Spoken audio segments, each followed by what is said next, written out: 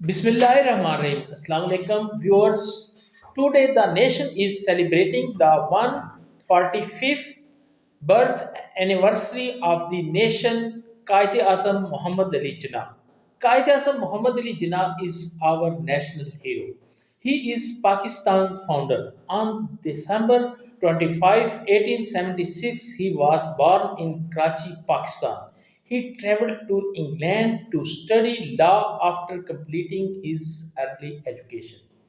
Qaid Azam became a member of the Indian National Congress in order to free his country from English rule. He soon discovered that his Hindu leaders were narrow minded and unwilling. He gave to Muslim League a fair deal. He wants Muslims in the Indian subcontinent to have their own homeland. On the 14th of August 1947, he ultimately achieved Pakistan. He was Pakistan's first Governor General. On September 11, 1948, he died and was buried in Karachi. Today we have a guest in our studio, Professor Zahir Ahmed Hanjra, to discuss about qaidday. Professor Zahir Ahmed Hanjra, what do you say about qaidday Azam? Bismillahirrahmanirrahim. First of all, I'm grateful to you that you invited me here so that I may say a few words about my favorite and ideal leader, Qaid Azam Mohamad. I'm also grateful to the directors of this PNC 24, Mr. Rustam Ali and Madam Afsha Akram, that they have, I think, they are first in the history of Mandi Baudin, that they are going to have a program in English. English, being the international language, also is liked, spoken through the world, particularly in our district, Mandi Baudin. Many people have asked me to have such programs, but because of lack of time, I have ever been unable to start such a program. And I congratulate you that you started this program. Thank you. As far as your question is concerned, Qaid-e-Azam Muhammad Jinnah, every child of Pakistan, when he goes to school, he knows Qaid-e-Azam. Qaid-e-Azam is the title, but in Pakistan, the people, the youngsters, the old ones, and even the toddlers, they think that is a name, Qaid-e-Azam. They think it's a name. It's not name, it's a title.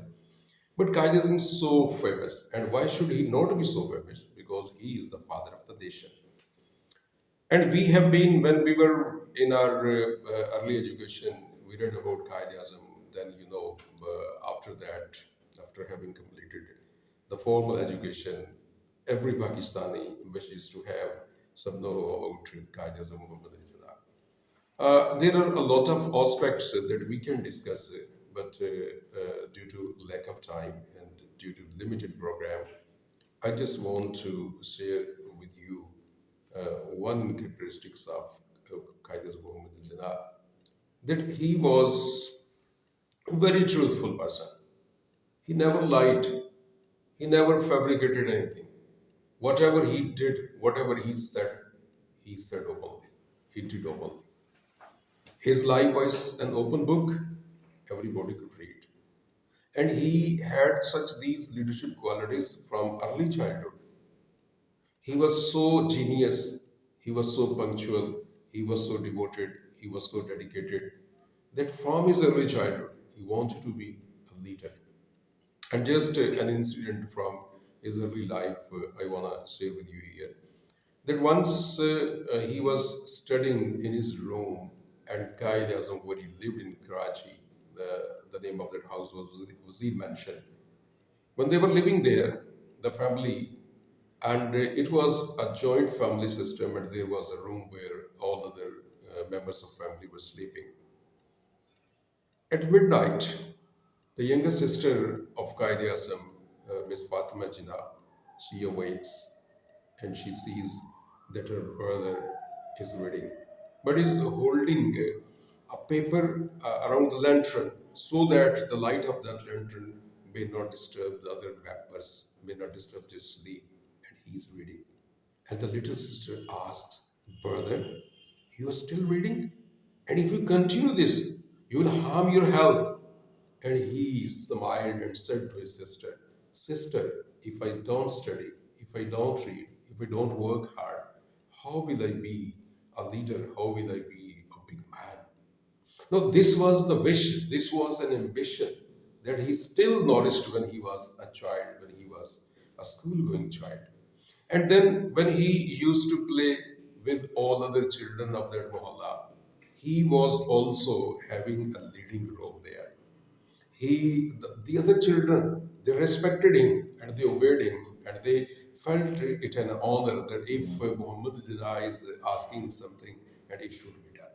So, Qaid Muhammad Jinnah, he was a devoted, dedicated leader and he had all the qualities a leader should have. Secondly, as I told you, the truthfulness, it was his a featured characteristic, and wherever he went, he never left it. Whether he is negotiating on political basis, whether he was having some agreement with his opponents or with his rivals, whether he was having a negotiation with the British rulers, wherever he went, he used only truthfulness. He never lied. Professor Zahir Ahmed Hanjra, today we celebrate our Leader Day, 25th December. What do you say? How should the nation celebrate their Leaders Day? It's a good question. The celebration of a leader's anniversary depends upon your norms, your cultural norms, your religious norms, and your historical norms. So, if this question is how should we celebrate, then my answer is that we should celebrate the anniversary of our dearest leader in such a way that we are going to give a message to the nation. We are trying to make our youngsters to tread on the path which he gave us. Now, to me, we should have some conferences, we should have meetings, we should have walks, we should have some debates, we should have some competitions, and we should have it as we can make it meaningful. For example, if we have no, in every office of the government or a private agency, we are celebrating Qaid's birthday, no doubt, and we have also the cake cutting ceremonies. We have conferences, we have other meetings, gatherings, no doubt. We already do, but I think we should add some new flavor into it. For example, if we want to tell our youngsters about the achievements of Qaid Azam, we should have this like a competition, that they should come, they should have their participation, they should tell us. And if we give this assignment to the students, particularly the students of colleges and universities, and it's nature, Malik Saab, that when you read something, it penetrates into you and it urges you to do something. So if you are reading the life history of Qaeda, for example, we usually say, and our political leaders usually say that if you are going this way, you can take U-turn. Usually, particularly no, our prime minister, he is famous in taking U-turns. But look here, Qaidism said that think 100 times, but when you take a decision, never go back, never take a U-turn. And one example is that he made many agreements, but sometimes he knew that it was wrong, but he never repeated. He never repented. He did and he committed it. Then he fulfilled it. Whatever the loss was, he never cared for the loss. And that is why, Malik Saab, if you read history of Pakistan, the Pakistan movement, you will find that there were many leaders in Hindus, but none was like Qaid Azam Mohamad. Professor, what do you think? We have same problems as we faced before creation of Pakistan? Oh yeah, that is a long question. It needs hours of discussion. Problems, for example, when we were created, we got our homeland, what were the main problems? The first problem was that when we got Pakistan, we had no flag, we had no army, regular army, we had no engineers, we had no doctors, and even we didn't know how to run a country. We didn't have governance. Thank God that we got that country. Qaid Azam Mohamad Ali Jinnah, unfortunately, he left forever just after 1 year of the creation of Pakistan. There were some problems that were created just after the creation of Pakistan. For example, there were 70 million people who were compelled to migrate from India to Pakistan. And Indians leaders, they thought that Pakistan would never be able to accommodate them. But we accommodated, we welcomed them. And just, it was first migration to Madinatul Munawwara. And the people of Medina, they welcomed their brothers. Now the same history was repeated here. That the people of Pakistan, they welcomed their brothers. They gave them their, even houses, even they joined them in their business. But what are the problems now? I think there are uncountable problems. But to name two or three, to me, the major problem of Pakistan is the problem of leadership.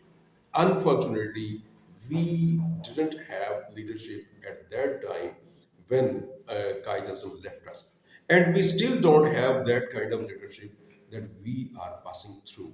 Pakistan has been passing through many crises, and these crises can only be dealt with a good leadership. Unfortunately, we don't have. Secondly, now here we have the problems of unemployment, we have the problems of unawareness, we have still the problems of industrialization, we have still agricultural problems. So problems are, unlimited and uncountable.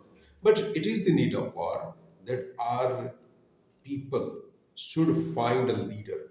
If we luckily find a leader who can make us a nation, then definitely, inshallah, one by one, all these problems will be solved. In Pakistan nowadays have too much problems. What do you think nowadays Pakistan need and other Qaidism? Yeah, of course, that was my point of view that we lack leadership. We have been sacrificing. uh, I don't want to name the leaders, but a leader came here in Pakistan.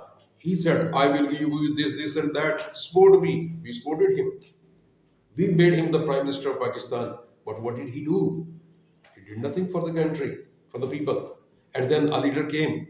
He said to us that Pakistan is under debt. So I want to clear all the debt settled. Help me. And what did we do? Malik Saab, you can't believe that our women, our girls, our daughters, our sisters, they even sacrificed for their jewelry and they gave this to the Prime Minister of Pakistan. But where that capital went, nobody knows.